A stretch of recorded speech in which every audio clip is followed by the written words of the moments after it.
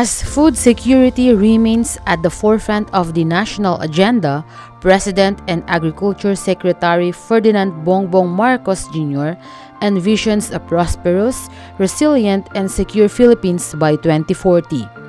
As such, the President pushes to have the policy flexibility needed to ensure increased domestic food production and diversification and to improve the local agricultural supply and value chain.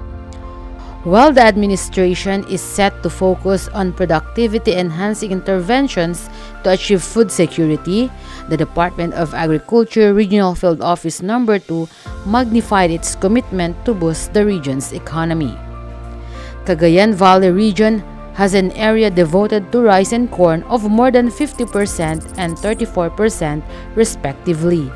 The traces left by the COVID-19 pandemic, disease outbreaks on crops and livestock, and natural calamities pose challenges in the 2022 agriculture sector performance of the Cagayan Valley region. Despite these arising concerns, the region's economy grew by 8%, exceeding the 5.1% growth in 2021 and growth rate of 5.8% to 6.8% for 2023.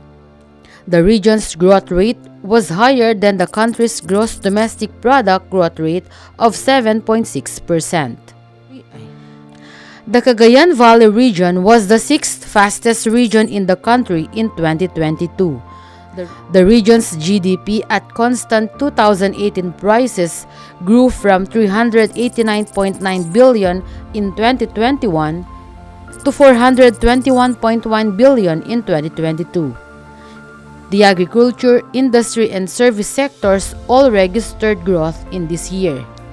The agriculture, forestry, and fishing sector, which accounted 27.9% of the economy, grew by 0.5%. The main growth drivers were crop production and support activities, fishing, and aquaculture.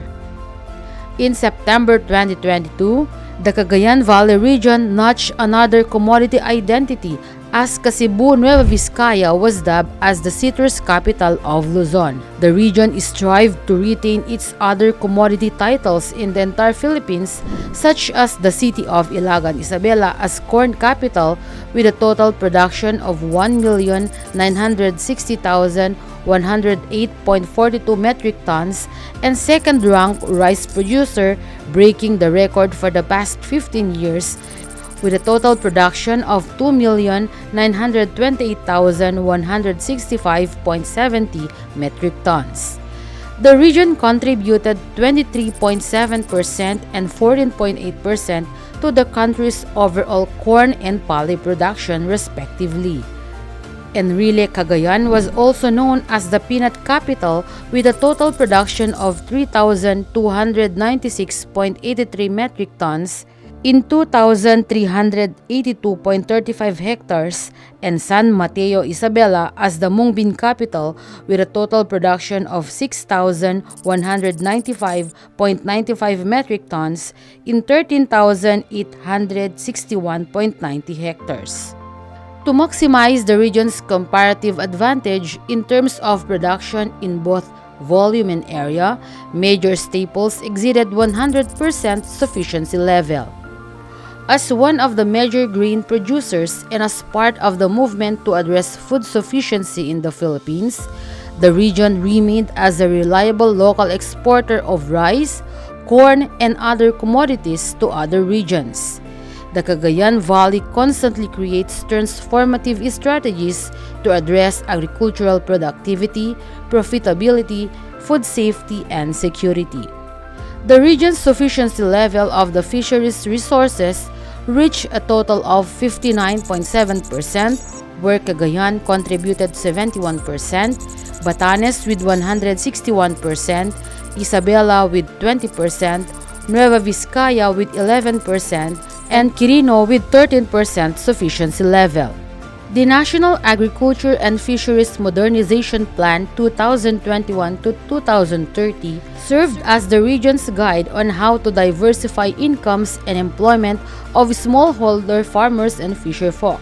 articulate the often underrated and implicitly defined role of urban and agropolitan areas in agri-fishery growth, optimize synergistic impacts using a spatial framework to geographically focus investments, and match the supply and demand for nutritious food based on safe and balanced traditional Filipino diet guided by nutrition and environmental science.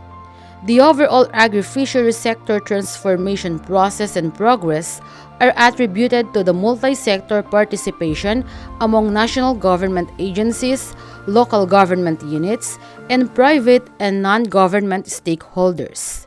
With the government's commitment, President Marcos continues to aim for agricultural excellence and to grow and sustain development in food security and agricultural development.